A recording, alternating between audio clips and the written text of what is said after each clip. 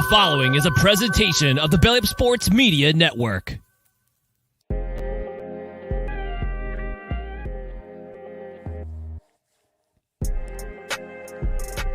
We got a lot to talk about, man. We've got a few commitments. We've got Party at the Palace and all that and more here coming on the Sooner or Later Sports Show. I am your host, Jay. We got our boy Coop in the studio with us today. So thank you for pulling up with us here on the YouTube channel, as well as checking us out wherever podcasts are downloaded and listened to. While you're here, please like, subscribe, rate us, review us. Give us 5 stars. You don't think we deserve it? Man, just go ahead and give us 5 anyway. And a gifted.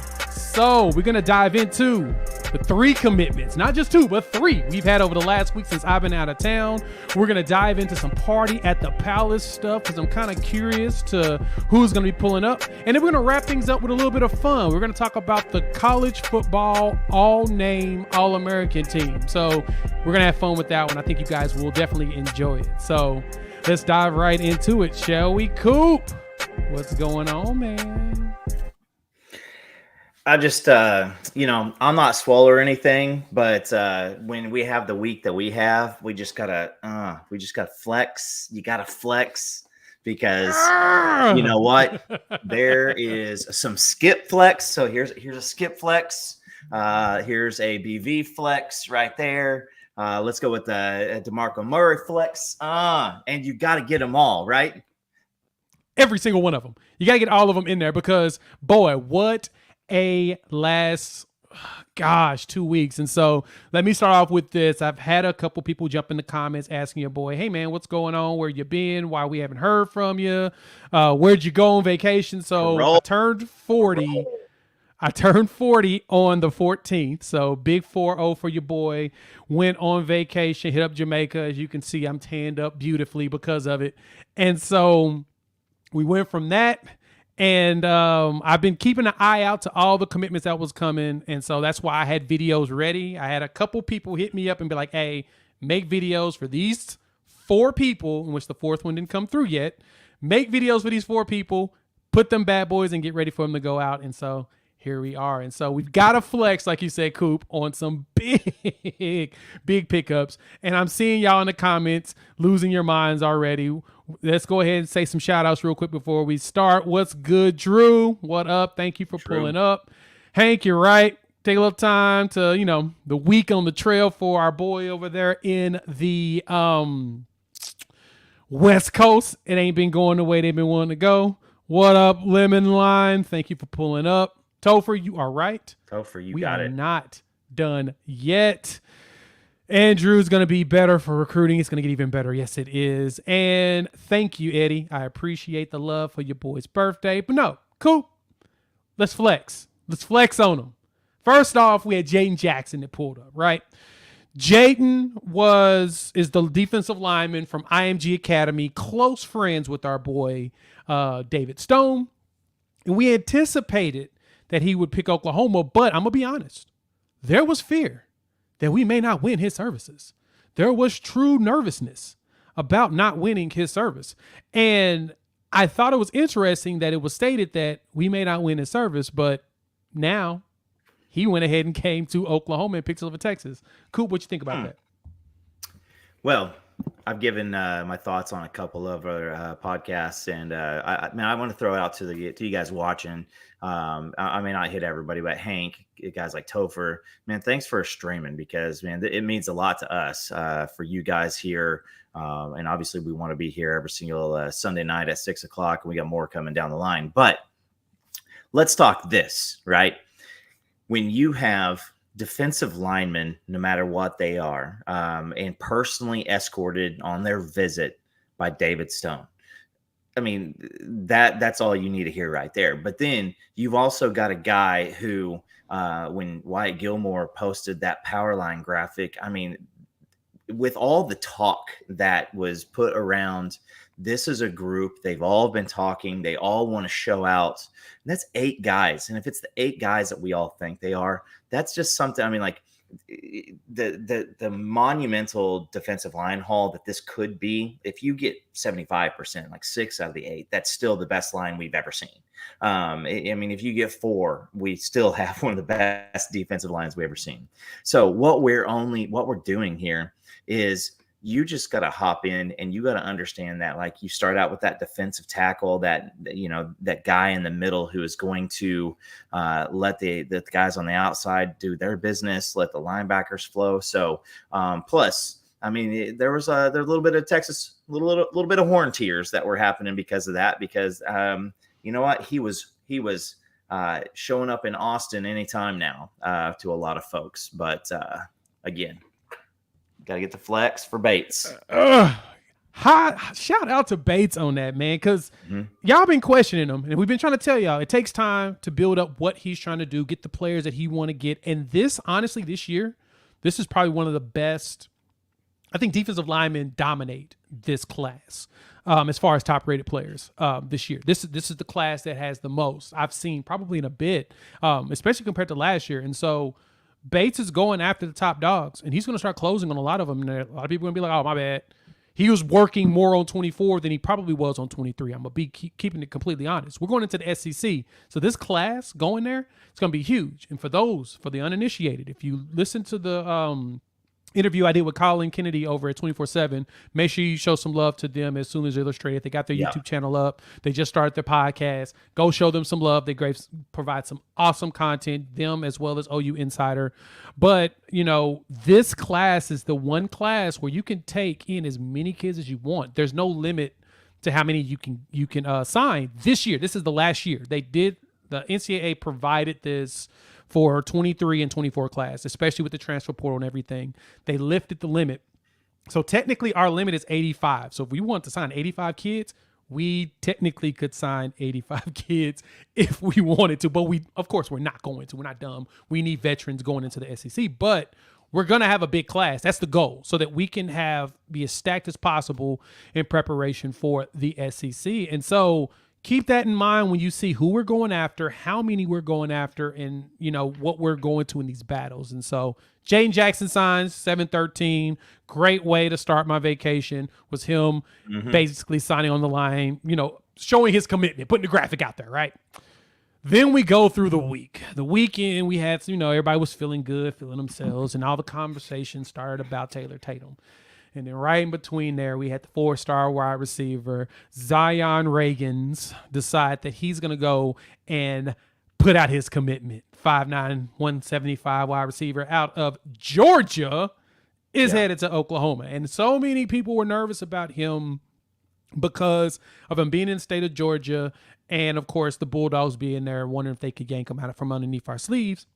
Nah, it appears that Emmett Jones knows what the heck he is doing, and he yanked him away from him.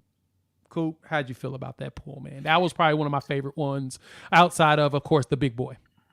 So when you have the Georgia aspect of it, that's big, because, guys, don't think that this is not massive when we go into the SEC and there's family members starting to visit from Georgia. And, when we're visiting, Georgia here in a couple of years, we're in the SEC country pulling guys.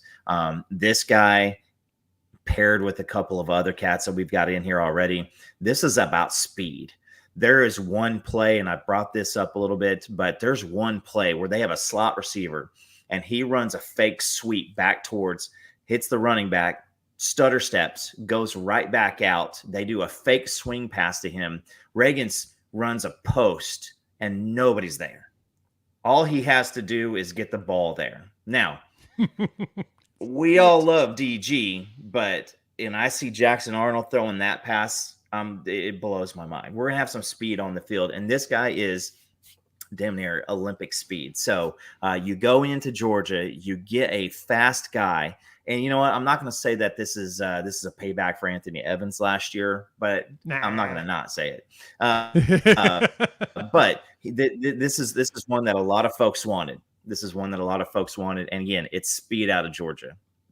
Yeah, that's what you want. You're going to need speed in preparation for the defenses you're going to be going against from the Georgias, from the Alabamas, the LSUs, the now growing Tennessees, and Billy Napier is starting to do better on the recruiting trail for Florida. And so we've got to get to that point. And so I was excited about seeing him because it tells me that Emmett Jones has a plan. And you saw that with Ivan Carrion coming in, Zion Kearney. So is this the first? And I heard Parker Thune say this, had me cracking up. Is this the first time we've had seen two Zions on the same recruiting class? I also have this question though. I want one of y'all to answer this for me. Who the hell started creating these Zions? Where is the factory? Why are we seeing so many of them coming off the conveyor belt? Why is so many there's Zions? also What is the link? There's also the Zion branch too that we missed on.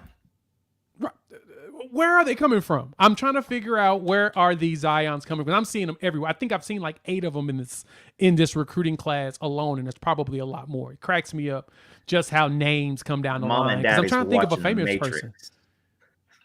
That may be it. Matrix Is that the famous movie with Zion in it? 24, 25 years ago. That was Zion was the place underground where it had the raining dance orgy. Yeah, I mean, Drew, you may be right here on the Mount Zion, but I don't know. I say that because I would have expected this name to be back years ago, when I was young. But it's not. It's just names always follow the trend based upon celebrities and all this. We're seeing a bunch of Kobe's.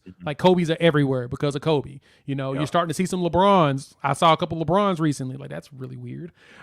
Throws your boy off when it comes to thinking about the fact that LeBrons are coming through. And so, I'm tossed by that. But anyway, Zion Ragins is out here cooking folks, and he's going to give us another speedy guy. Don't look at his size and get nervous because Hollywood Brown coming in was about that size, and you're seeing what he's doing in the NFL. We saw what he did at Oklahoma, and we want a mixture of your slot guys that are speedy and can do stuff, that are track dudes, and on top of your big guys, because you can't have a whole bunch of Ivan carry-ons out there unless you can get a couple of them that can run a 10-300 and not a lot. There's not a lot of Usain Bolts running at wide receiver in college football, but we're getting a lot out of it. And so transitioning from that Tuesday, all the excitement going in from that, and then Friday hits. I landed early Thursday morning. I was sitting there relaxing in preparation, getting my mind right? I'm just okay, is this going to go down? And then the one thing I was waiting for happened. The guy from We Are SC, Scott, can't think of his last name. I don't even want to say his last name because he's not that important to me. Oh, sorry. There you go. Schrader. Sorry. We didn't say his name. He's not important. But he kept telling everybody that he would know where Tatum is going before everybody else, because he has the best sources of anybody else out there. Well, he flipped his pick from USC to Oklahoma and basically just mailed it in and said, nope, I'm not going to his announcement. We've got somebody else covering it. I don't need to be there. What happened? He picked Oklahoma. And I think my favorite part of copium that we're seeing out of him, out of all the USC fans, is that they don't have enough room for him. Their running back room is stacked. It's too he wasn't gonna play. Oh, he picked baseball over football. All the blah blah blah, and it's yeah, but if he would have picked SC, you would have said it something else. You would have said, yes, our baseball program is better. Our baseball is great. Our baseball blah blah blah. And Drew, I'm not making a mistake about it. That's my point. Is that if it was them that got him for baseball, they would have said, our baseball is going to be better than everybody else's. I'm just laughing at the fact that they really are downplaying the fact that Taylor Tatum really wanted to play at Oklahoma. Coop, when you saw the excitement, how did it feel to flex again with DeMarco Murray getting Taylor Tatum? I mean, obviously, receipts were shared. That was happening all over Twitter. Okay. So this is the number one running back. Some folks may say, well, hey, listen, another source has him as the number 2. All right, so he's number 1 or number 2 consensus. He's going to be a consensus 5-star pick. Did you know that he had a team and a defense that was so dope last year that he played like the first half of every game and he didn't see the second half, and he still ran for 1,900 yards. You watch his film, a lot of the SE homers afterwards were making knocks that, all he wants to do is bounce it outside, though. All he wants to do is bounce it outside. Well, if you watch his huddle film, about 45 seconds in, he puts the business to a linebacker right down the middle. And I'm just one that says, like, if I take this road, there's a $5 bill on the ground, or I take this road, there's nothing. But I end up in the same place. I'm going to go to the one where I'm going to make some money. And so, dude's got some speed. He can break away from people. And make no mistake, this is a big baseball thing too. But it is. He wants to go play, just like Jayden Jackson said. He wants to go play in the SEC. You saw what the SEC just did in the College World Series. You saw what they did in the MLB draft. So we're going to be sitting here at some point. It's a risk that maybe he goes in, he plays baseball, he balls out, and then all of a sudden, he's not a Sooner on the football squad anymore. That is going to be something. But I would rather have a 5-star running back commit here and get his cracks here, because you know what? It's it won't be a shocker to have him come in and share the load with X, potentially Durham, and a bevy of other young running backs. And he doesn't have to kill himself. He doesn't have to use all those legs. He doesn't have to be sitting here in 6 years wondering if he's ever going to make any money. We got to give it to Flex. And then, you saw my boy Kyler. He shout out to him right when it happened, but it was beautiful. It was beautiful. Yep. Warmed my heart to the fact that we were able to show that we can handle a 2-sport athlete. Now we're 2-sport you. Just say that, because as it was mentioned in the comments, the next one is definitely going to be Caden Durham. If we're going to go 2-sport athletes, we're going to cross our fingers and toes we can win that battle. He is in August. And so, yeah, it's been a big flex week. Be excited, Sooner fans. This class is going to be legendary. Don't play. I mean, I know I've been sucking on the hopium like crazy, saying, oh, I'm hoping the big stuff. No, everything is coming down the line. Everything we said was going to happen is happening. And so we're going to make all of that happen. And so real quick, we'll jump into some of these comments real quick. Seth, what's good, my man? Thank you for pulling up. We appreciate you pulling up the membership. We do have memberships live. So if you all want to support the show as we're trying to grow and do more big stuff, jump in. Starts at 99 cents for emojis. A field goal is what gets you into a lot of exclusive content. So we love to have you join the family. But we got one in here. What's going on? All right. Who's a player to watch in recruitment watch for both of you guys? Also, who's on the warmer scale you believe is a lock? All right. Someone to watch for. I just dropped a video before. There's a quarterback in there, Brendan Zerbrug, quarterback out of Alliance, Ohio. Just dropped a video. You can watch the film on that.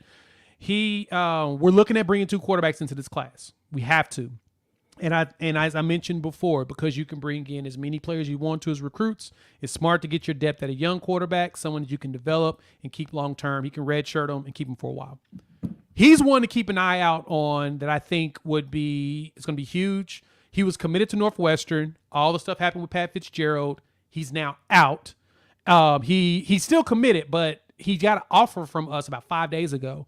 And honestly, I'm just waiting to see him decommit. And I'm saying I think he's going to decommit because I can totally see Levy and them giving him an enticing offer to come here and play quarterback. And so keep your eyes out on him. Another one that I'd say to watch out for, and then Coop, I'm going to pass it to you, and then I'm going to give you a warmer stock later. But another one to keep your eyes out for that's quiet is the offensive lineman. Was it Josh A. Sosa? Up in Edmonds, I think it's Edmonds, Santa Fe is a high school. Offensive lineman, Beating Bow is going after him heavy. He's one to keep your eyes open for, as well as a commitment could come, honestly, after the Under the Stars event. I'm sorry, Party at the Palace. But Under the Stars, Michael Fasusi, PG of the PG show, has been hyping me on him, saying that he really feels like he's going to pop. So look out for him as well. Coop, who you got? I'll give me your watch, and then we'll go warmer. Okay, so my watch first. So Xena, I'll do it backwards. Xena is heating up. This is heating up, and this is something that this could be something. And there's, I'm trying to figure out now, like, if he were to pull the triggers or a transfer watch for his brother, which is freshman, he just went through his freshman year at Texas. So if we could take somebody who was destined down south and another person, and he is one of the people on that power line silhouette graphic, guys, I'm feeling it. I'm feeling that one good. When somebody first said it to me a couple weeks back, I thought, I will not deter this person from his hope. I will let them run with it. So there's that. I'm watching Grant Bricks. I think that I think Bricks is heating up. He will be at the Party at the Palace on the 28th. He is going to be there. So that's not a bad thing to get around. Sosa is going to be there also. And so you've got some good guys who are right at the edge. Michael Patterson-McDonald's going to be there. Eli Bowen's going to be there. So maybe we could do some community momentum. I'd be down with that. Yeah, I haven't heard a lot about Bricks as far as him coming, but that's good to hear that looks like it's potentially going to happen, or it is going to happen. I'm stoked to hear that, because if we can get him in-house, I really think that Beaton Bow can seal the deal. Now, I know a lot of people complain about Beaton Bow and the stars that he's getting and whatnot. Kim, you're exactly right in here on this. Are we recruiting players or recruiting stars? I feel like we're recruiting players. We definitely need to be going after the ones that we feel like can play. And I think that was the one thing with Eugene Brooks, is he's so versatile on the offensive line. He plays tackle in high school, but he's recruited as a guard because he can go both ways. That's big for Beaton Bow and the way that he develops players to go to the league. So that's important. Warmer side. So your warmer stock that you think is going to be who? Xena Umezulu. Yep. Umezulu. That one would be huge. If we can get Xena, because I know PG's been talking about trying to get his brother to flip his commitment and stuff, which I think is hilarious. But at the same time, I don't think it's far-fetched. It's always a possibility. Yeah. For me, on the warmer stock, I'm going to say Nigel Smith. It just everything's lining up for Nigel to come here. So on September 8th, my anticipation is that he's already asked for a commitment video to be made. So that means I think he probably has already made his decision.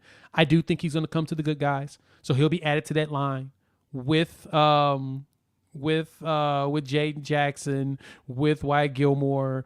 We're going to toss in Williams Winery and David Stone. I'm just going to say those two will probably commit here in August. Cross our fingers and toes. Honestly think, if you want one nugget that I really believe, I think David Stone's going to have his commitment done before the season starts. I think he'll line it up and get her done before his senior season there at IMG. It feels like he wants to probably get it done. It looks, just by some of his posts, it just feels like he's starting to get fatigued by all of the process. And you know what? I'm not complaining, because I don't think it's a bad thing. I actually like the idea that he's ready to go ahead and get her done, because I want that. So thank you, Games, for the $5. We appreciate it. Hopefully answer your question. If you got more, feel free to jump in the chat. Kaysen, new fan, love the content. Thank you so much for pulling up. We appreciate the love. Appreciate all y'all pulling up all the time, man. It's always great. Party at the Palace visitors. You know what? Perfect transition. Cool. Let's jump right into that, right? So I know that a few people have been compiling lists. I haven't had a chance to really dive into social media and find it. And the one thing that I try to do here, because this is more of a fan place and not really an insider channel, is that when I compile the list that I put together and put on here, it's from me going through social media, finding the players that are actually posting that they're coming. So I try to play it safe that way. I'll probably have a full list of players by Thursday. once I start seeing the social media posts that they're pulling up. So today I don't have the full list, but we're going to talk about some of the players that we've already heard coming through. And Coop, I know he's seen a few people talk about it. Tell me who you got on that list. Yeah, so just to bring it up, we've got two different things going on here. You've got the Sooner Under the Stars, 25 visitors and 26 visitors beyond. So you got some of these guys coming in. Now there's some other whispers that there might be a 24 guy that might be a number one defensive lineman, number one player in the country, potentially showing up just because he's got a teammate that's might be coming in too. So, but as far as the party at the Palace, there is some, the list is still being put together, but I mentioned it earlier. Andy Bass is going to be showing in, Eli Bowen, Jaden Hardy, Michael Patterson McDonald, which that's never bad since he is committing 3 days later. You've got Danny Okoye, Michael Boganowski, Josh Ayasosa, Grant Bricks, Trevor Jackson, which is a quarterback that we're taking a look at, Michael Hawkins Jr., somebody that you may have just made a video about, but Brendan Zerberg, and then Xavier Robinson. So a lot of people who Topher, I try my best. But I want to point out a little bit too that the quarterback is not just about competition. It's about, you don't want Jackson Arnold and Michael Hawkins Jr. taking all the reps in practice. You don't want that. They can't do first, second team and scout team between two dudes. And God bless them. But if we had a very, very tall, ineffective quarterback who wanted to stick around and play scout team, he could, but he's going to be moving on too.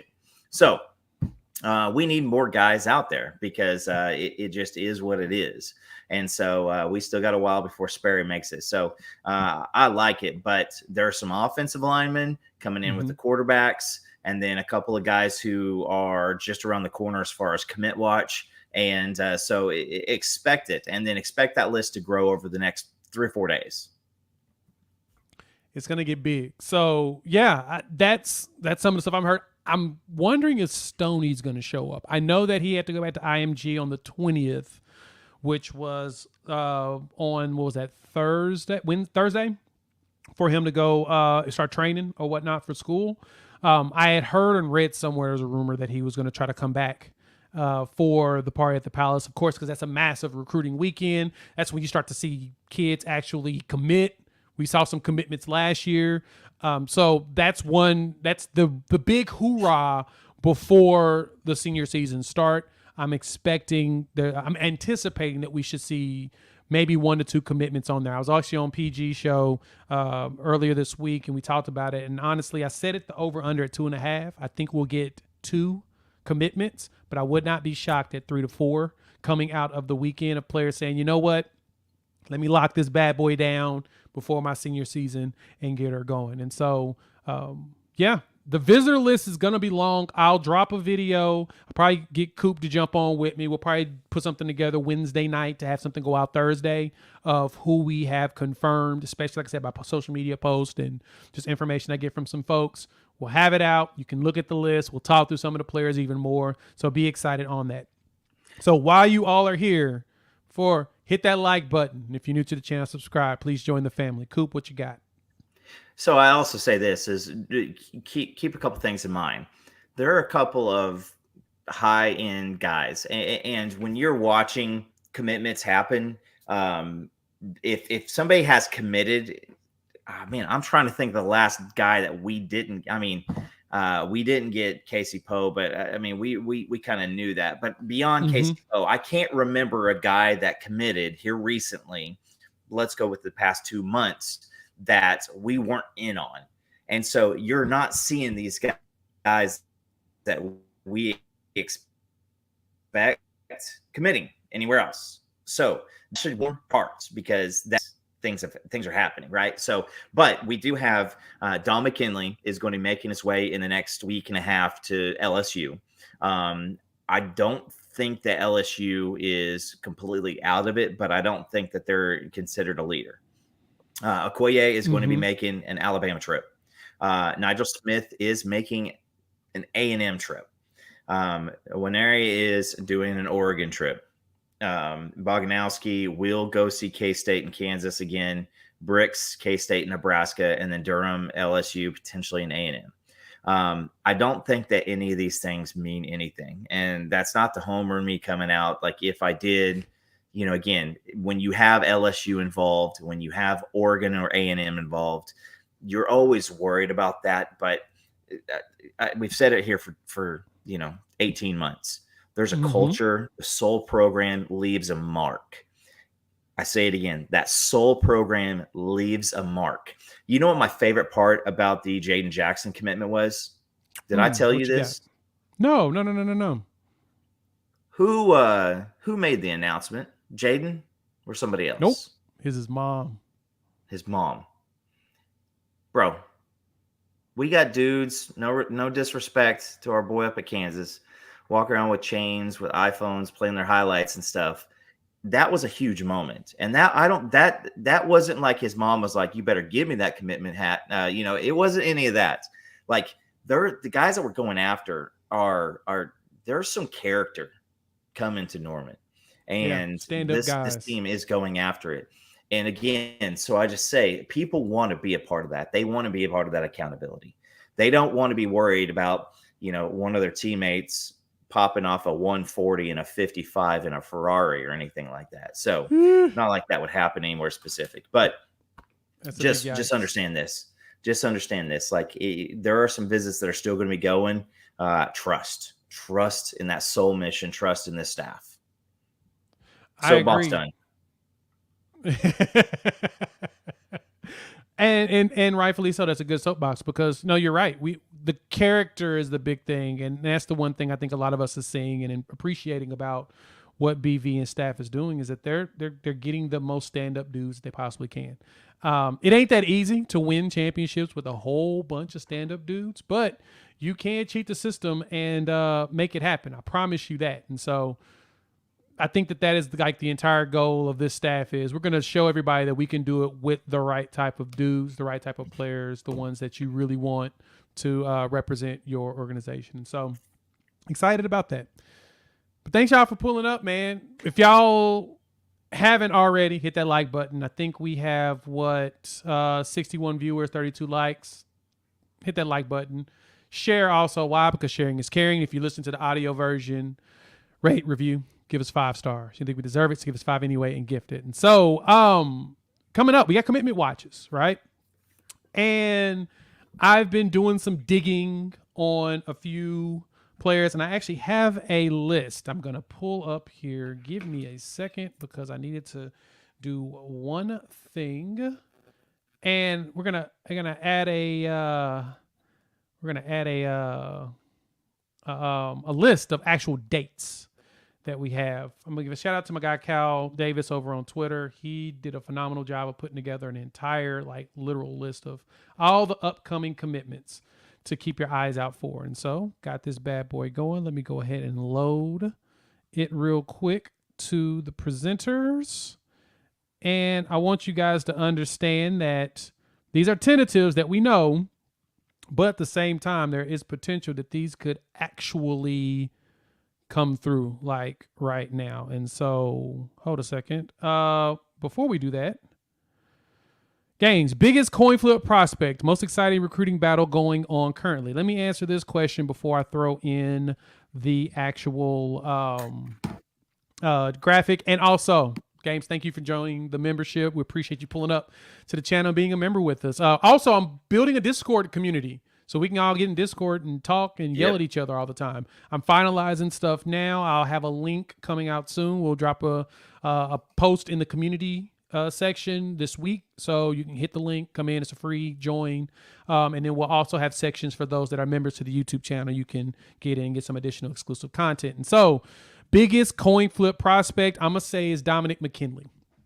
and I say that because the rumors, as Coop mentioned, is that I think we're the furthest ahead right now, and I heard Texas is close. Oklahoma, Texas, and then, of course, LSU, because LSU is the quote-unquote incumbent. He's in Lafayette, Louisiana. And I actually had somebody on the stream tell me not too long ago, they said, hey man, he's in Lafayette. He ain't talking about that. You know what I'm saying? He ain't about that life in Louisiana like that. They're not. So I was like, oh, okay. Well, I didn't know that Lafayette people didn't really fool with LSU that much. It was a 50-50 is what I was told. So got it. So I think Dominic McKinley's probably the biggest coin flip. Coop, who's your biggest coin flip?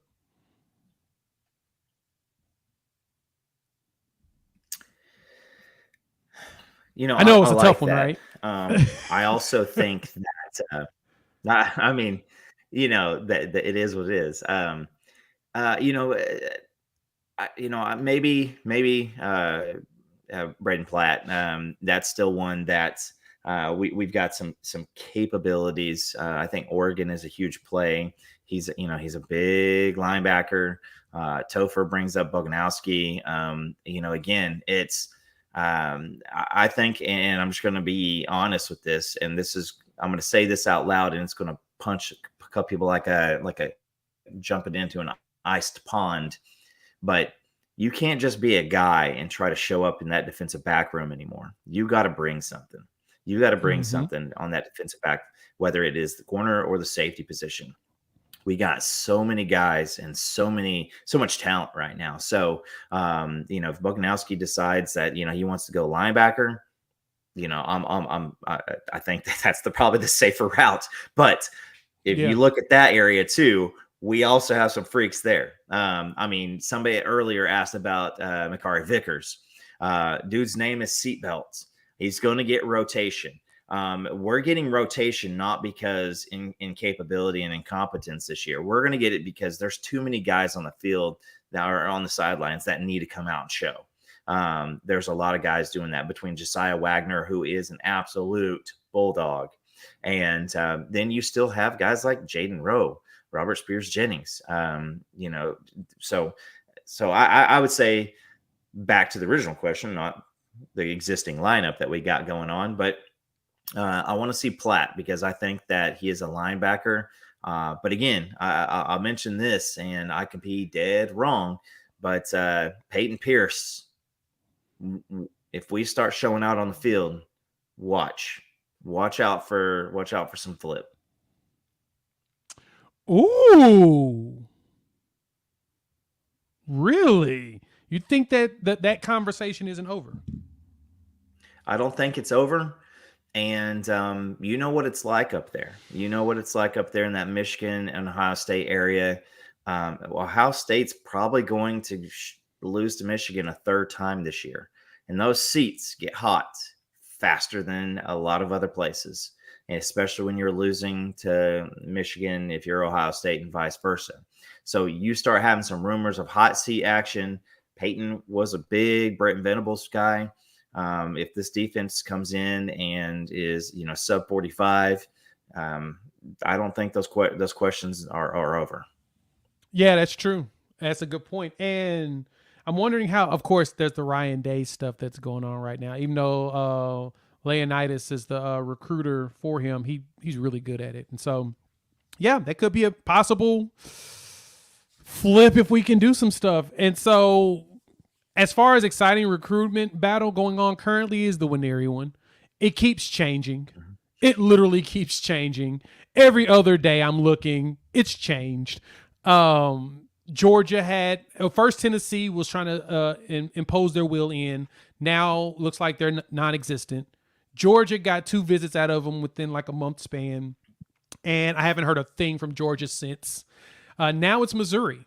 Missouri's the conversation that I'm hearing, and I'm just like, okay, I know Missouri why, because Missouri's only an hour from their house, so there's a relationship there with him being in the KC area, Missouri area.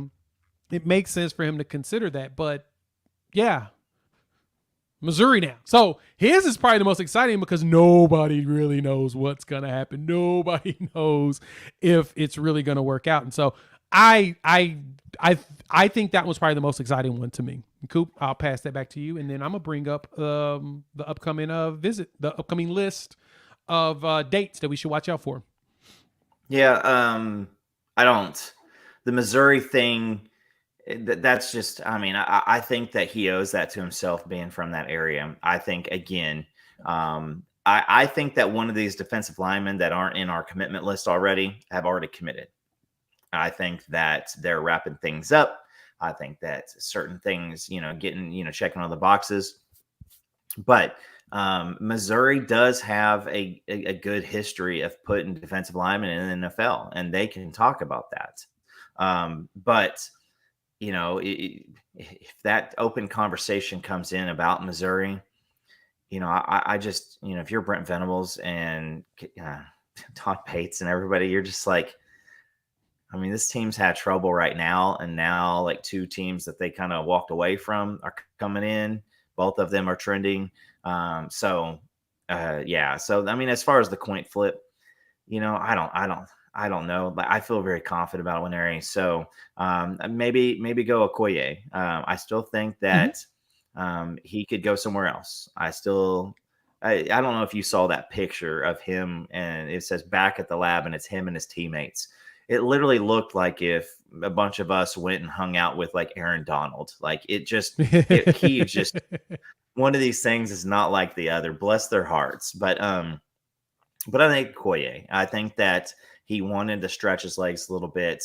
Guts and glamour and everything like that. That wasn't his deal. But when you see what's going on right now, it's kind of hard to go, why would I make a decision to go somewhere? Now, if he goes to Alabama, I mean, if Danny Okoye goes to Alabama, I'm not going to be extremely upset or frustrated or wonder why, because it's Alabama still. Exactly. Yeah. So. And that's fair. If it's Alabama, I don't fight with Ohio State, Alabama, and honestly A&M, because E-Rob there, Elijah Robinson is a big time recruiter.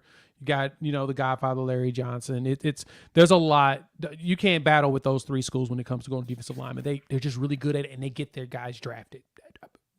Go look at how many have gotten drafted in the top 5 from those schools. It happens so often. So our goal now is to show that Bates and them can bring that exact same thing to Oklahoma as they did everywhere else. And so back to Seth's question real quick about Vickers. The only buzz I've heard is that he is turning heads. The only problem you run into is you still got Billy Bowman out there. You've got Reggie Pearson, who I know is neither one of those two are going to lose their spots. Peyton Bowen's fighting some people. Key Lawrence has actually made some moves too. But I can expect Vickers to play not only DB, but safety. I think he's going to get a lot of playing time. I've been hearing he looks good in the fall camp. We'll talk with Colin in the spring camp. We'll talk with Colin Kennedy a week after fall camp starts. We'll bring him on the show and let him kind of talk about what they're seeing and what they're hearing as far as buzz-wise in actual practices. So be excited about that. All right. One last question that popped in here from Neo. What's good, Neo? How's it look? What does it look? How does it look like for Stone, Winery, as well as Smith and McKinley? We are working on all of them. Like Winery is August 1st, so keep your eyes open for that. I'm sensing McKinley is going to possibly be before the season starts, but I don't know. And I say that because a lot of the bigger, high-profile dudes are trying to get their commitment stuff done before the senior season starts so they can focus on it. The only one I know that didn't want to do that was Nigel Smith, but he wanted to do it specifically because of the new stadium they're opening at his high school. And so he wanted to do that as a commemorative with that portion of it. But I promise you, if that wasn't going on at his high school, Nigel Smith would have done his literally in August. I think that he would have pulled it to August too. So keep that in mind. I think Stone, McKinley, Winery, I think they're all going to probably show up here in, I think they're going to show up in August. So just keep your eyes open. Now, let's jump into it. Let's jump into the dates. All right. Shout out to Kyle Davis over there on Twitter. Put out some good stuff for us. If it's small for you all, just figure out a way to zoom in. I can't help you. But we'll talk about this. We've got some big dates ahead of us when it comes to commitment. And so if you're new to the channel, if you're listening, I'm going to read it out to you, but you can also go to the actual stream on YouTube and look at some of these names. Dates-wise, you've got, of course, James Nesta, Doozy, Xavier, Wyatt, and Ivan Carrion, all finished in June. They've got theirs done. July, we started with Devon Mitchell, Jayden Jackson, Zion Ragins, Taylor Tatum, and then Michael Patterson McDonald is the 31st. I will be there live. I will be streaming it to the channel on that day. So if you want, pull up to the channel. I'll have the feed up. We'll do it live from his commitment, and it'll be here on the channel. I already hit him up. He said he gave me his blessing, so we'll have that. But also you throw in Eugene Brooks, which is at the top of the comment from Kyle. You can also see it on my Twitter account at Unfair Sports. Eugene Brooks is the 25th, which is what's that? Tuesday. So Tuesday, expect a commitment. So July 25th, you'll have that. Going down August the 1st, no question mark there. Williams Nwaneri is August 1st. He said that it's August 1st for him. Then you're going to have Josh Aososa on the 14th, Caden Durham on the 25th. And I'm anticipating Caden Durham's to be after the game.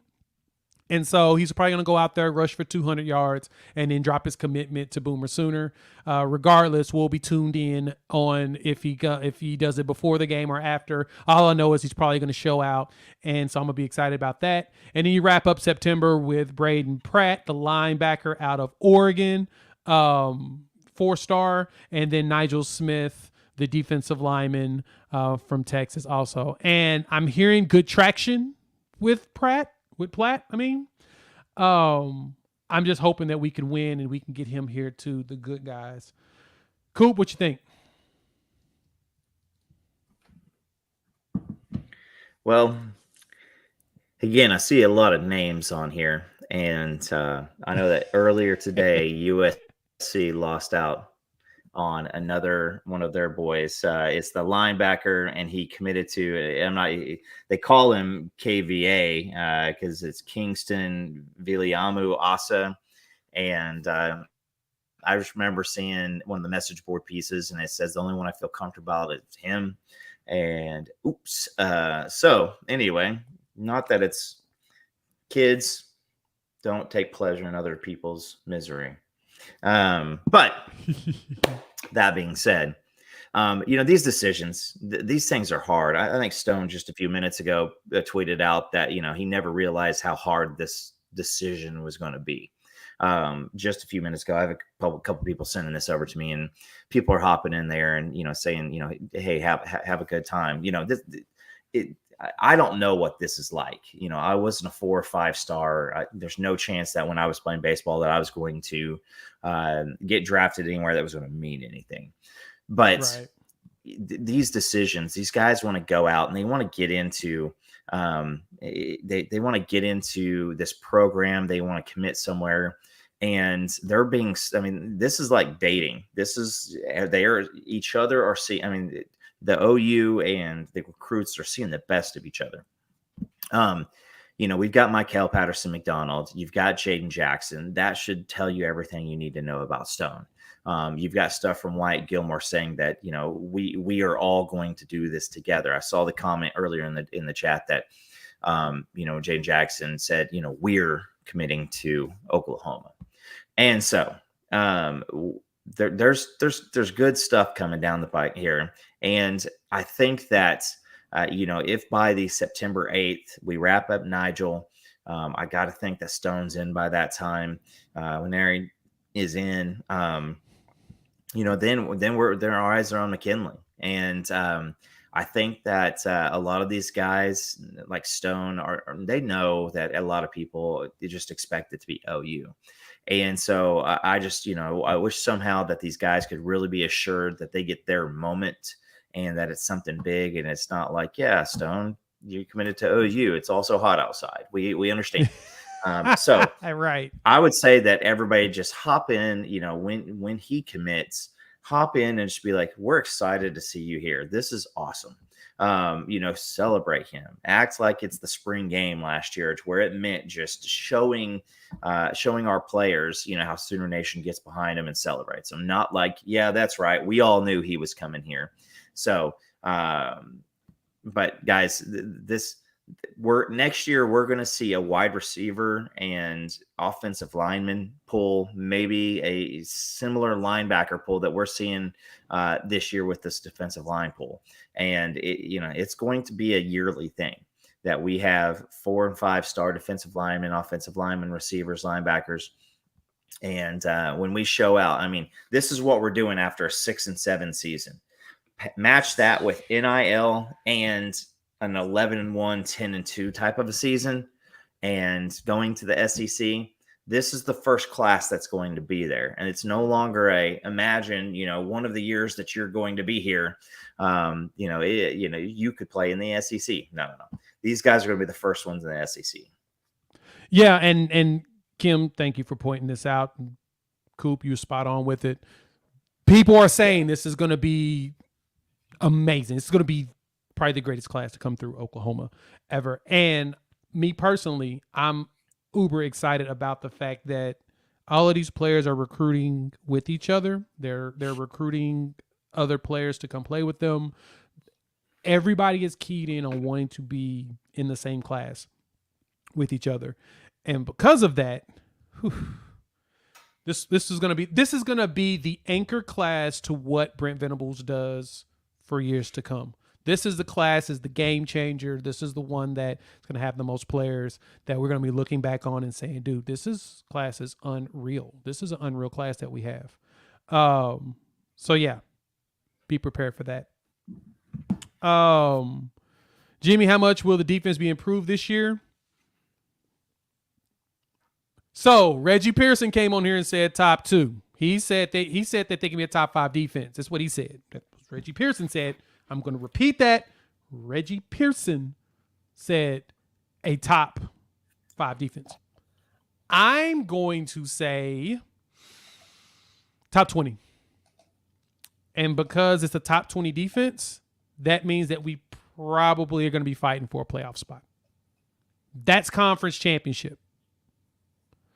So, yeah. And Kim, you're right. Exactly. It's Reggie saying it. I don't feel comfortable saying it because it's me saying it. I'm not Reggie Pearson.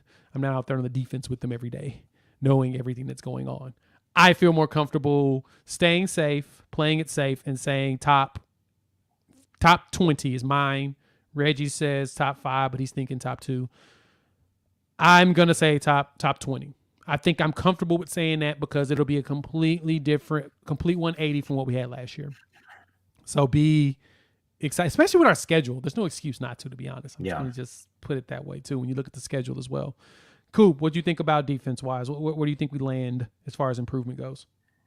I said this in a previous pod, but Arkansas State, SMU, Tulsa, Cincinnati, Iowa State. Iowa State couldn't – I mean, Xavier Hutchinson catches the ball. They beat Texas, and maybe they look a little bit better. I mean, he dropped a wide open touchdown to win the game. He's gone. We have a 5-game aircraft carrier to take off for this defense. You got to imagine that people are going to be punched in the chest when this happens. You got Grayson Halton, who showed out with his weight gain. You have Jonah Lalau. He was one of the representatives in Big 12 Media Day. Guys, that means something. That he didn't. You don't bring Jonah Lalau, who switched from that outside linebacker to D tackle. You don't bring him if there's not big expectations from him. You have obviously Rondell Bothroyd. He's going to be a guy that you look up at the end of the season, and he's top 2 or 3 in the conference in sacks. You've got R. Mason Thomas, who some people have been saying, some people inside the program have been saying, you need to watch out for this. The reason why I'm saying all these defensive linemen, that's not to throw in Ashton Sanders, who Jonah Lalau says that he has turned a lot of heads.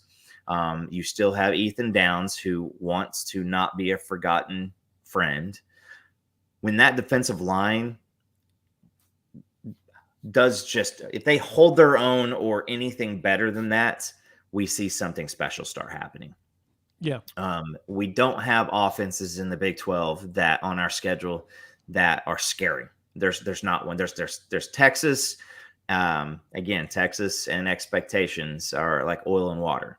TCU could have a better offense than they had last year, but there's not anything else. I mean, does UCF who?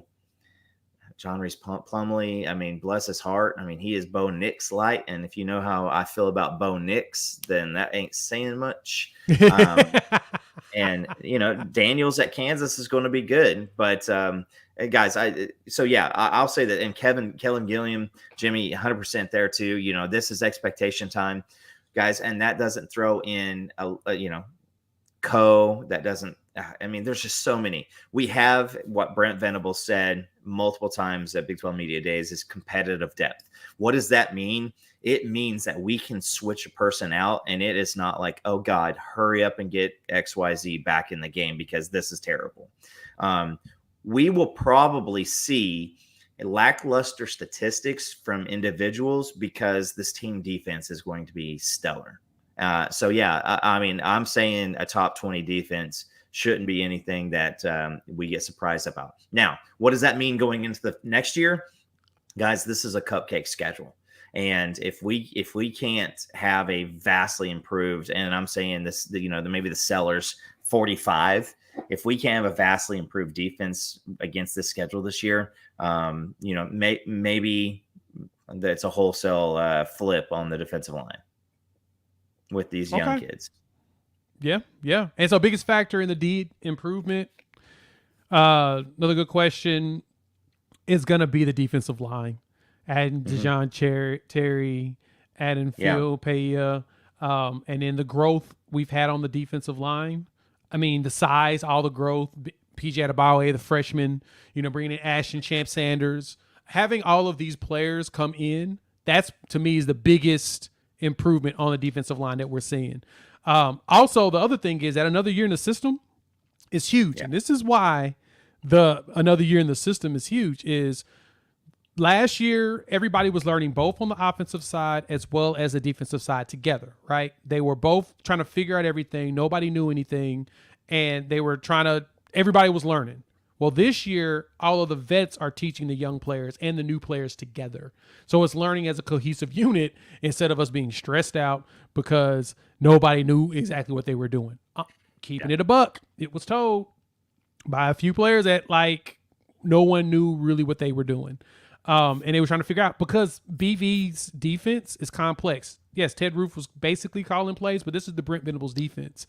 It's a very complex defense, and you have to pick up your slack. Others can't pick up the slack for you. It's almost similar to an NFL defense, just not as robust.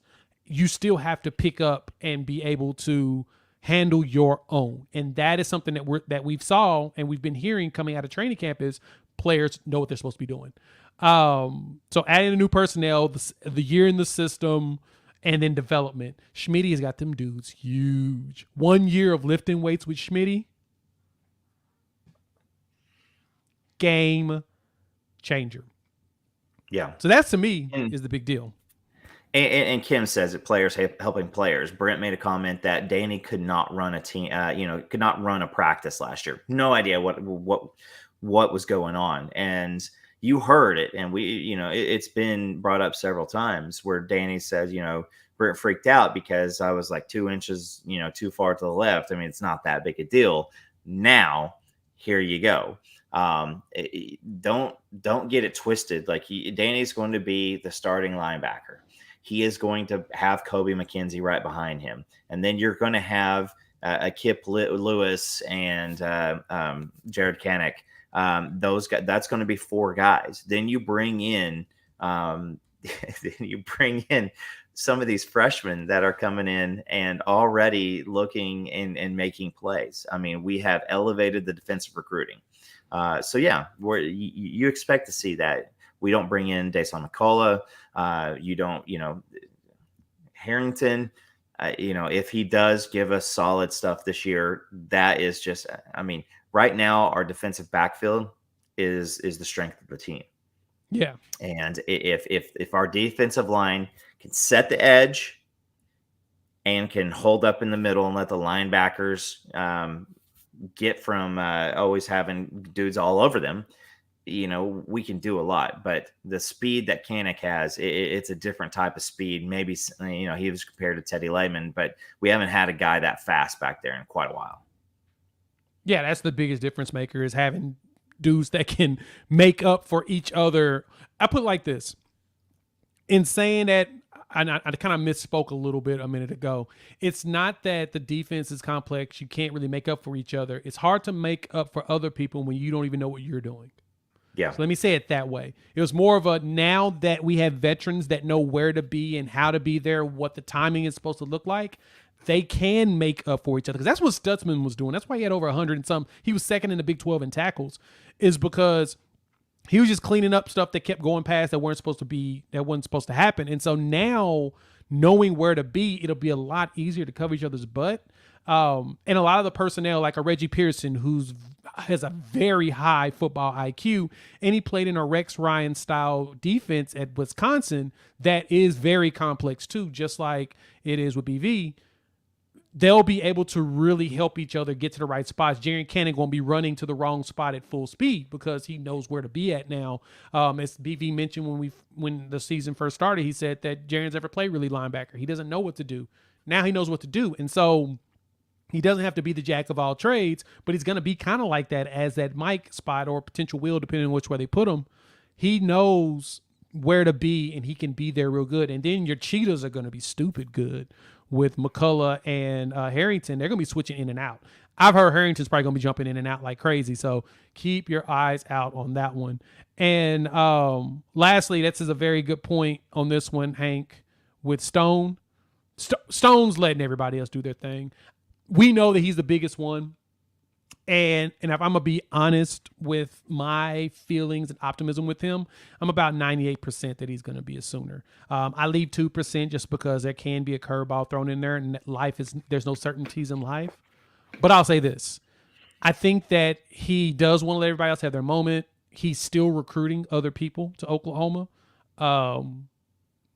is what I've heard from other recruits. He's trying to get people to come with him, and this is going to be a historic class. They probably all know everybody's going to commit. I think Wyatt Gilmore, when he put that power line deal together, he's like, yeah, in the conversation with all of them, they're like, yeah, no, we're all going to do it. We're just going to take our time and let everybody do their thing. So if that's the case, boom. Mm-hmm. Yeah, it's going to be. And so, Lori, no, I think there's a couple that believe that a few programs can come in and snatch him up. I don't think anybody wins his services. I think that unless Mom really gets pissed off at this staff, there's no way he doesn't commit. Adding him, I'm really hoping Caden Durham doesn't lean LSU for track and he comes here. And then Michael Patterson McDonald on the 31st should be a lock. And so we should be good to go. Okay. That's a lot of information. I was going to jump into this fun, but to be honest, we're kind of going long. So I'm going to open it up to questions. We'll talk about this college football all name team a little later. I know a lot of people like to jump over to Josh Pate's late kick, but you can jump into that anytime, so you don't need to leave us. But thank y'all for pulling up. Hit the like button as well as subscribe if you're new to the channel. What questions do we have here in the chat before I kick y'all out and let y'all go enjoy y'all's day? Seth, yes, I'm expecting a lot of pick sixes. These guys are here to do some craziness.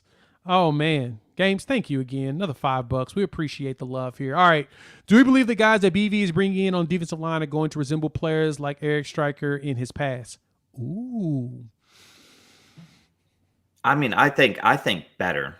Simmons. I mean, like it's. I mean, let's just. Eric Stryker wasn't a guy a lot of folks thought was going to turn into something, you know, what he was. Eric Stryker was a blitzer, and he just always was there. And they had a lot of we had a lot of really good guys in that era. But when you have the SEC defensive linemen that are, I mean, this is across the board, and that's going to be one of the bigger things that we really see going into the SEC is, you know, we're not going to get a weak defensive line out of anybody besides maybe Vanderbilt. But their coach said they're going to win a national championship here in the next few years. So, maybe he knows something we don't. But every single one of these defensive linemen, these are 3 and 4, defensive linemen across the board. So, yeah, let's go with this. I think that the guys that he brings in, he wants guys who are going to be multiple or just absolutely elite. Peyton Bowen is, guys, we keep on forgetting about Peyton Bowen. This guy is the biggest safety recruit that I can remember for OU. And you saw it in the spring game. He's going deep. He did this thing where he looked back for the ball, and then he saw the ball, and he intercepted the ball. And we have been complaining about our defensive backs for 10 years. Why don't they ever turn around and look at the ball? So we're going after those guys.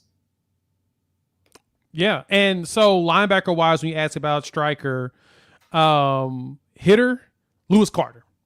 That's your dude. That is Lewis Carter's going to be that dude. He's going to be that dude at linebacker. And BV Rave. I think if you want to give that comparison, apologies if I'm losing my words, comparison, I'm going to say Lewis Carter. I'll say that's the guy, because the way that BV raved about him at Tampa Catholic before he even got here, and the type of players coming out of there, and then when he got on campus, he was raving about him as just a player. I think Lewis Carter is going to be your striker. He's going to be your hard hitter. He's going to be one of those players that is going to be a monster. So if we're going to say one, I'm going to go ahead and say that it's going to be Eric Stryker had a nose for the blitz. I mean, you got to go a little bit further back for our last thumper at safety, and that's Brendan Everidge. And that's who Lewis Carter reminds me of, is Brendan Everidge. Brendan Everidge destroyed his neck and his shoulders because he hit dudes every time he had an opportunity. Oh, boy. Okay.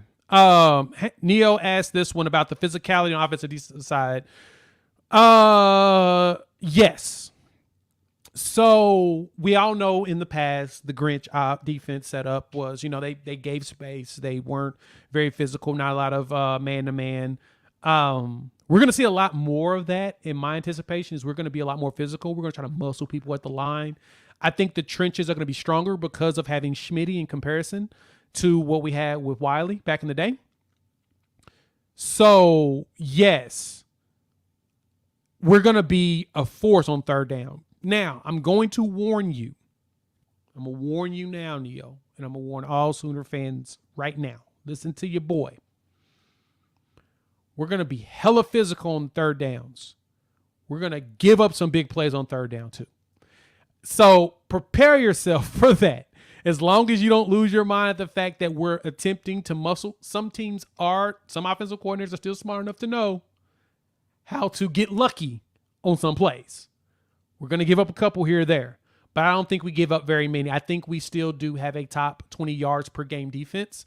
The bigger thing it's going to be is we will be physical as hell with those linebackers. I mean, our linebacker corp is so deep, we'll be fine. So be prepared for that portion of it.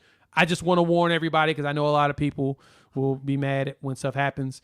It will. So, but it's going to be... It's going to be a lot of cracking. And Connor Neer is another one at linebacker to keep your eyes out on. Mm-hmm. He may not have been highly recruited, but he was a national champion D2. The other thing about him is he's experienced.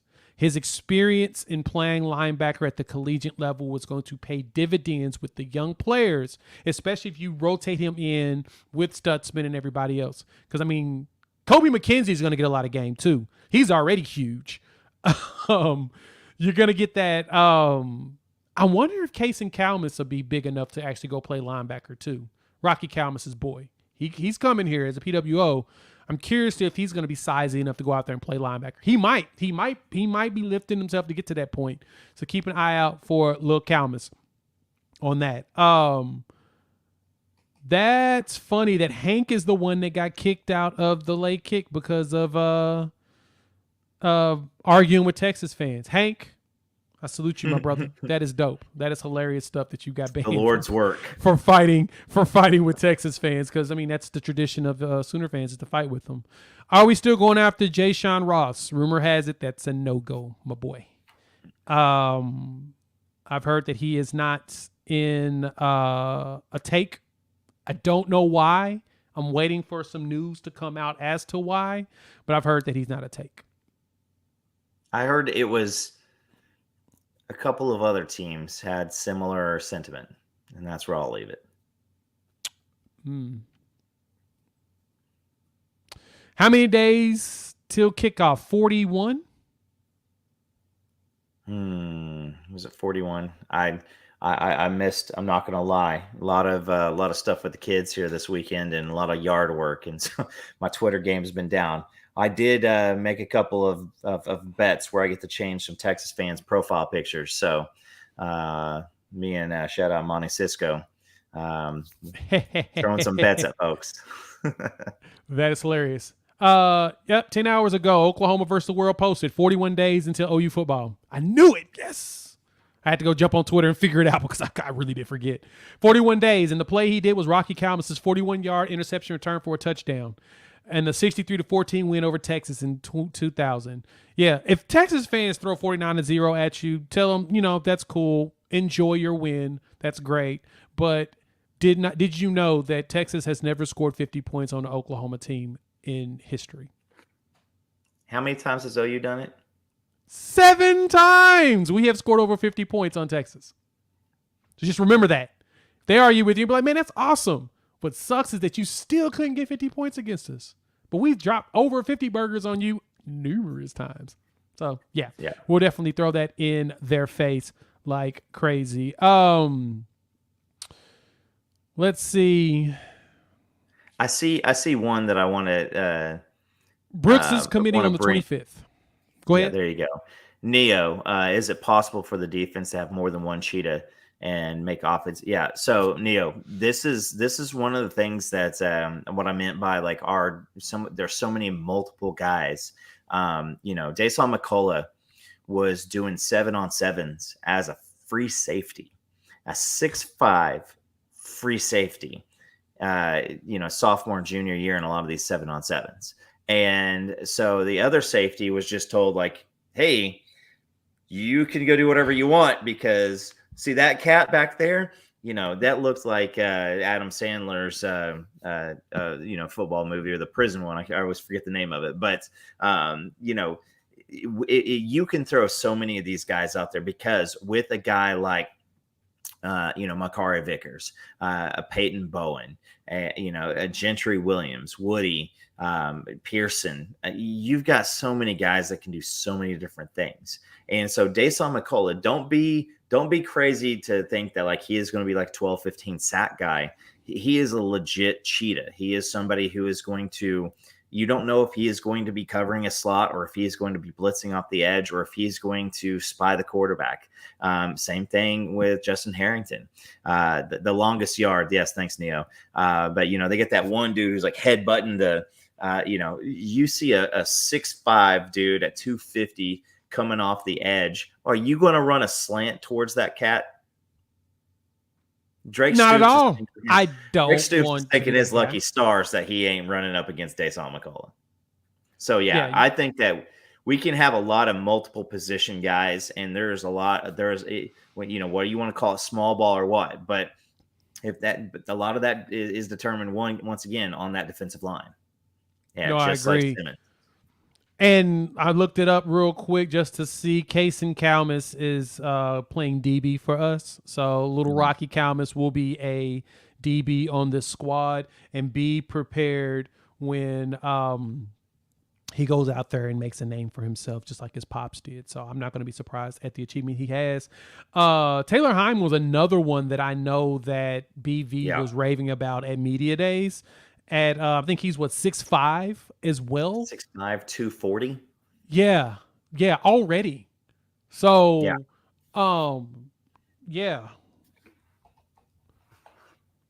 imagine that at linebacker running at your head, because he's a linebacker. 6'4", 6'5", roughly 2 and some change. Big boy out of Bethany, Oklahoma. He's walking in on this team. And he's going to have a stash, too, which is going to make him even more terrifying. I'm really excited to see what he looks like on the field. He's an athlete, so he'll be playing multiple positions. He'll be everywhere. Just be prepared to see him go out there and terrorize defenders. We've got a huge team at linebacker Yeah. and in the secondary. It's kind of terrifying if you really think about it. Like, wow, you've got some big dudes. So to answer that question around multiple cheetahs, don't be surprised if you see McCullough and Harrington out there together in some sets. And when I'm playing, because Harrington's fast enough to play in the secondary. And you put McCullough at the linebacker, safe additional corner spot. Jeez, us. Whew. Anyway. Yeah. Okay, this is a good one right here. Coop, who starts at corner? Gentry and Woody. There you go. I was going to say the exact same thing. It's going to be Gentry and Woody Washington.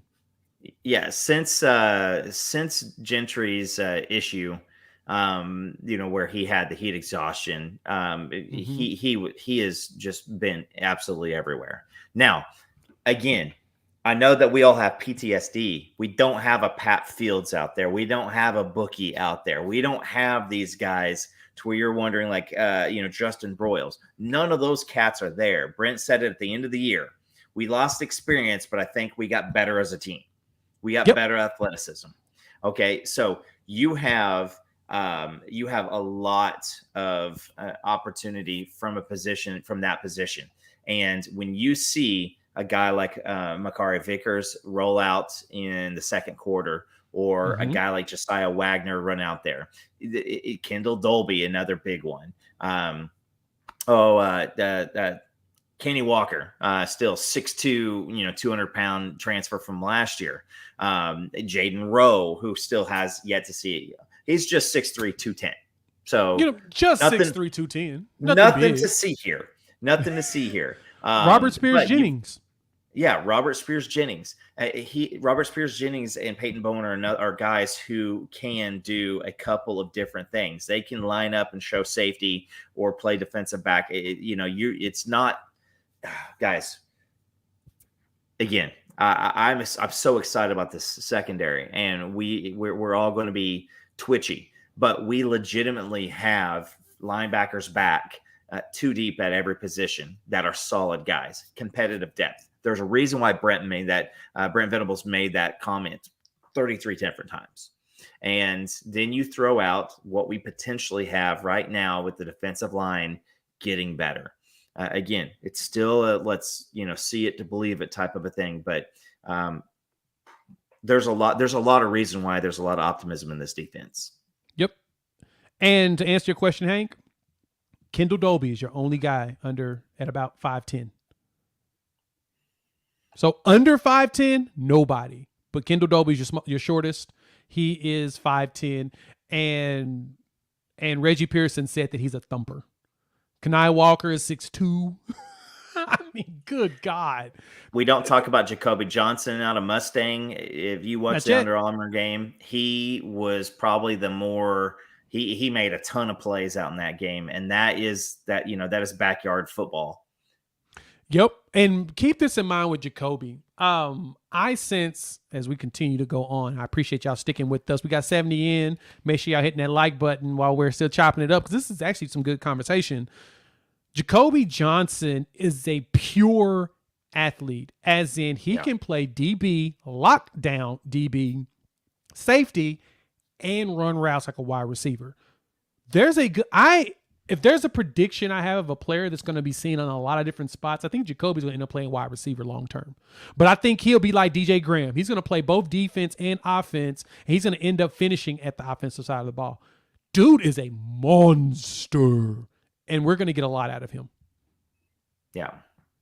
I think he's the one to be, There's a reason why you don't see a lot of defensive back targets here this year. And we feel really, really good where we're at. So DJ Graham, he made that move. It's now again, I heard the pick six.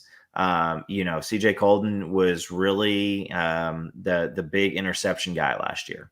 So we have, I'm hoping that Woody returns to that spot to where And I'll just say this: if you get two corners that nobody really wants to throw at, you're throwing over the middle for a lot, and you get a lot of guys who want to hurt folks in the middle. So maybe the interceptions. I would say expect to see a lot of tipped interceptions, balls coming up off the top of people's hands, people getting hit and the ball bouncing up, and somebody being there. A swarming team defense is what we're going to see. Yeah, that's a fair point. How long does it take from Seth? Thank you for being a member. We appreciate the love. How long does it take for Bama to drop to a mid-tier team when Saban retires?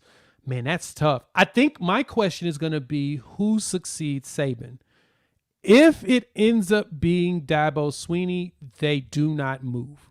And I'm saying Dabo because Dabo has a clause in his contract at Clemson that the buyout is even larger if he leaves for Bama, which tells me the only job he's going to leave Clemson for is what? Bama. And so they'll be good. I don't see them dropping mid-tier.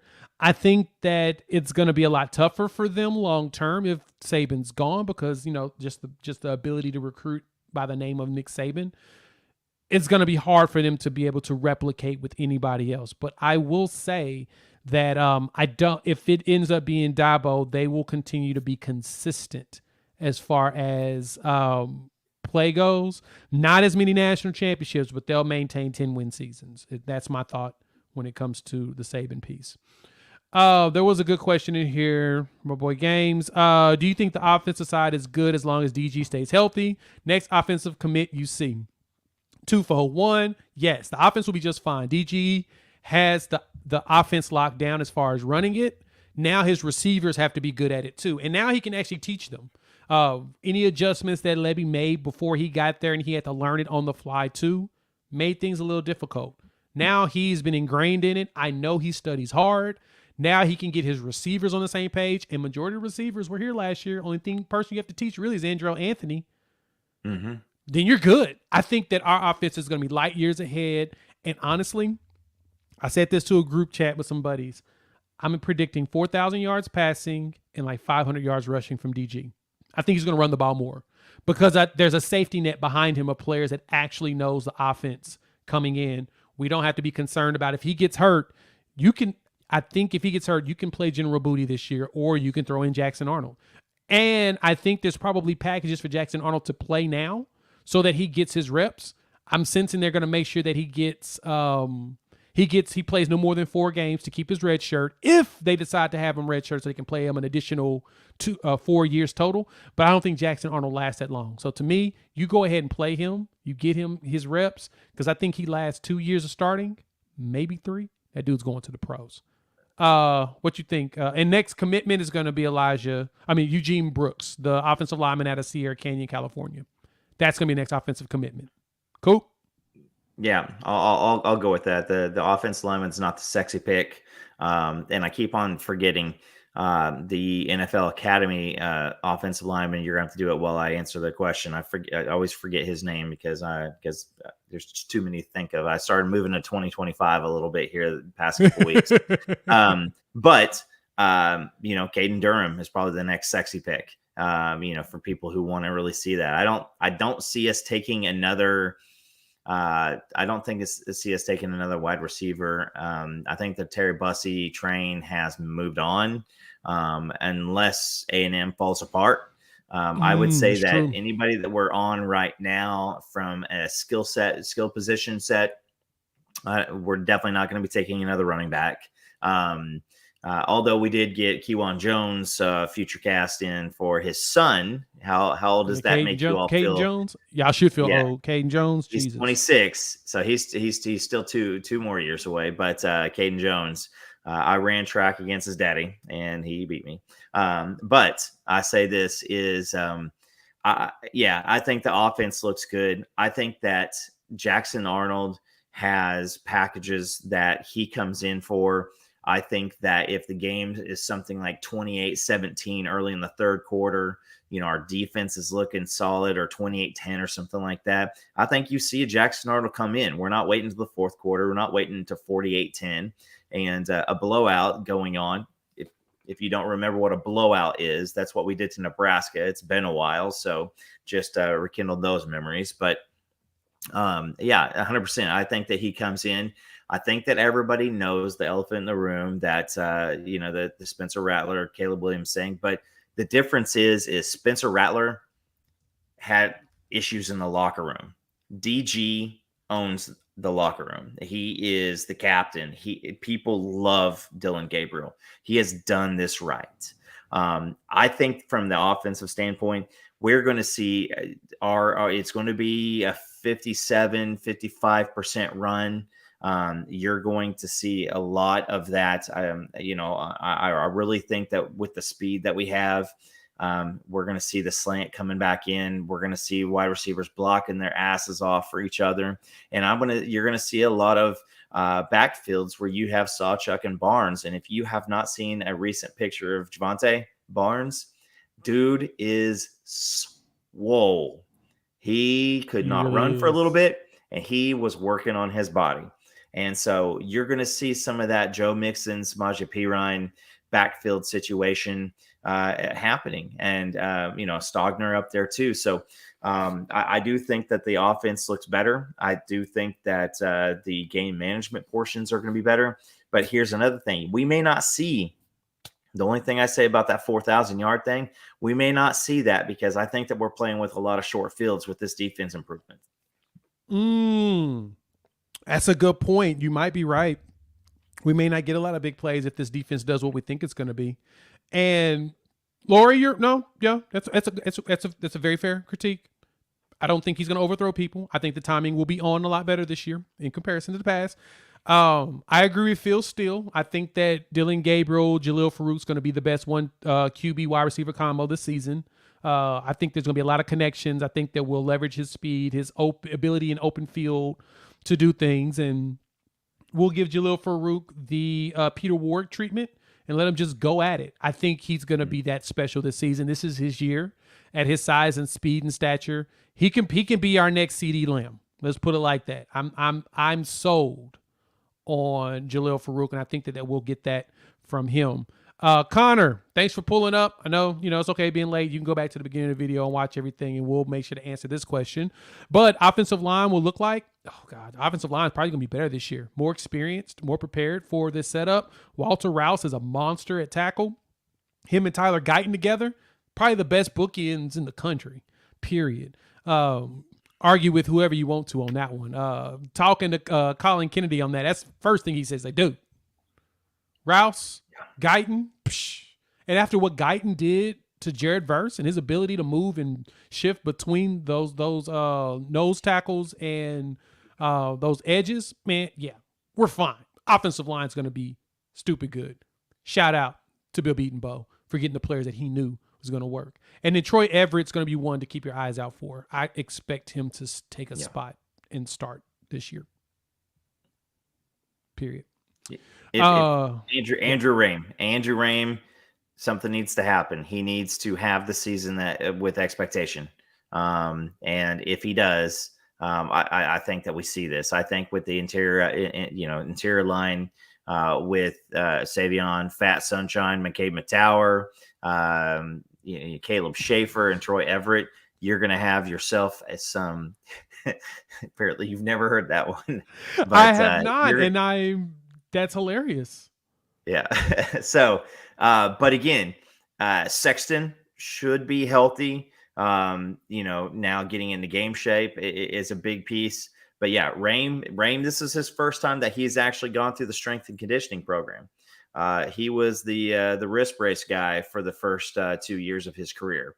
And so I'm hoping that he does. I'm hoping that he has put in the work and he gets more consistent. Because Dylan's not very tall, and those snap issues look a little bit more insane when somebody else was out there snapping to their spring game.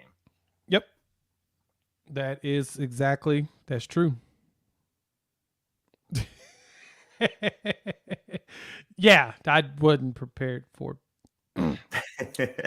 that at all. Oh man. So last one, we'll wrap it up with Seth with this question, and then we're gonna let y'all go ahead and do it. I'm gonna give me some food because I'm actually kind of hungry. Who do you want to play for our other Power 5 team we add? Power 5 team. Oh, man, that's a good question. Who else do we want to play? I like shooting for them. Go ahead, Coop. I'll give you this one first. I'm trying to think. I was gonna say, so we are still having a lot of success recruiting in the upper Northeast, the Atlantic area, that Maine, Maryland stuff. I'd like to see us throw out like a Yukon or like a Maryland. I don't see anything wrong with us going up there. We've had, Caleb Williams came from there, Jalil Farouk. Keep those pipelines, and that's where you're going to do it. If we're going to do it, we need to, play something like that.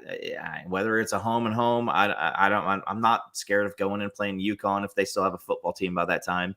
But Maryland is going to stick around for a little bit longer. But yeah, that's what I would like to see somewhere up there. Boston College, Penn State,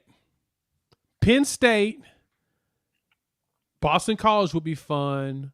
Louisville would be intriguing, and Washington. I would love to go up there and check out their stadium. Yeah. Lori asking this question, I'll wrap this one up. This is a very good question. And so, as has been mentioned in the comments, it's all about depth. This class, just, one more time to reiterate this. This is the last class that we'll be able to take as many players as we want to without any type of penalty, because traditionally you can only take 25 players in your recruiting class. It limits things, makes it to where you share the wealth, quote unquote parity. But because of the portal and the NCAA still trying to figure out how that's going to work with players transferring in and out on those windows, they decided that you can recruit up to your 85 scholarship players. And so since that's the case, we're going to take as many players as possible. Plus, going into the SEC, it's smarter to have, as mentioned, you want to have younger quarterbacks that are learning the system, be your scout team players and all of that jazz. So having Michael Hawkins, who's going to be behind Jackson Arnold for at least 2 years anyway, Michael Hawkins with another quarterback that's going to work with them, and then Kevin Sperry right behind them working, you're going to need at least having 4 quarterbacks is a great thing to have going into the SEC, because we're going to be going against teams that's going to level the bleep out of us. So, yeah, we want to go ahead and be prepared for that. But some of these schools y'all mentioned, Colorado will be dope. I'm not going to lie. I don't want Okie Light. Okie Light, they good. We're good on them. For a while. I'm good on that one. That's going to be on Gumby's dead body, which is very true. I do love the idea of Pitt or Wisconsin. I would love to see Luke Fickell's Wisconsin team. I'm going to make some content around Wisconsin because I'm intrigued by what he's going to be able to do up there and take over what's going on there. So, and somebody said USC Tebow ain't going to be there. He's not going to be there. I'd say prep yourselves now. This may be his last year. I bet he takes an NFL job. I'm giving him 2 years. Lester, of course, thank you for pulling up. So we're going to wrap this bad boy up, put a bow on it. Thank y'all for pulling up to the channel as usual. We appreciate all the love.